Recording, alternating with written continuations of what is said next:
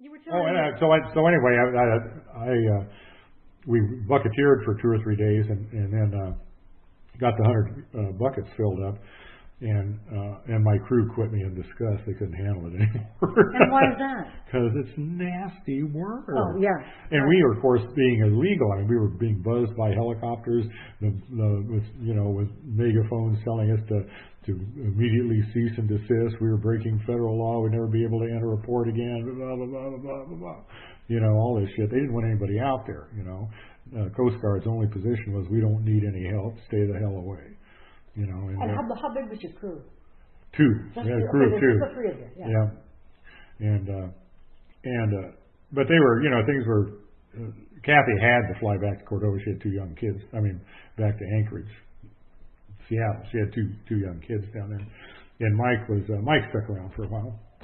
Mm-hmm. But anyway, I lost my crew after 2 or 3 days, and we had the buckets filled anyway. So I dropped them off and ran up to Valdez to have the Valdez Tea Party, because I had no indications that there was going to be any welcome mat rolled out, But by God, I got up there, and they were just setting up the vessel the first thing they did was set up a decontamination thing. It was like, the odd thing was that one of the many things that happened was that we started treating spilled oil like it was radioactive.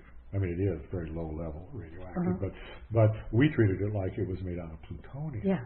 I mean, it was like, oh my God, keep that shit away from me, and it just became the liquid of the devil, Right. And so the first priority was to set up these fancy decontamination centers outside of the federal harbor, where you had to go through this sanitization process before you could enter the harbor. And I wasn't in a mood, so I stormed right past it and tied up to the end of the transit float.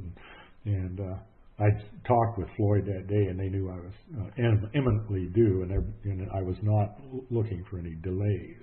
Something was going to happen that afternoon.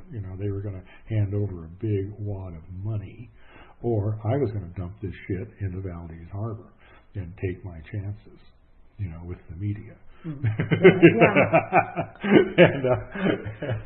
And by God, I pulled up to the end of the transit float, and the head of Exxon Logistics was there to meet me, along with Floyd. And his first words out of his mouth were, "We're buying it. Do not throw anything in the water. We are purchasing this oil from you." I said, "Okay, now you're talking. Let's negotiate." And I wanted $100 a bucket, which is what the kelp would have been worth, that I would have much preferred to have filled these buckets up with. So, $100 a bucket. And of course, the Exxon guy was just, "Oh God, that's just not worth nearly that much." Not worth nearly that much. And I said, well, A, it's no longer oil. It's toxic waste. It has negative value.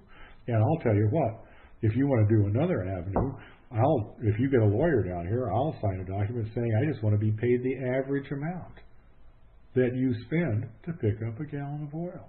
I'll take the average. Which is what, $7,000 a gallon so far, boys? This is bargain oil. This is cheap oil, $100 a bucket.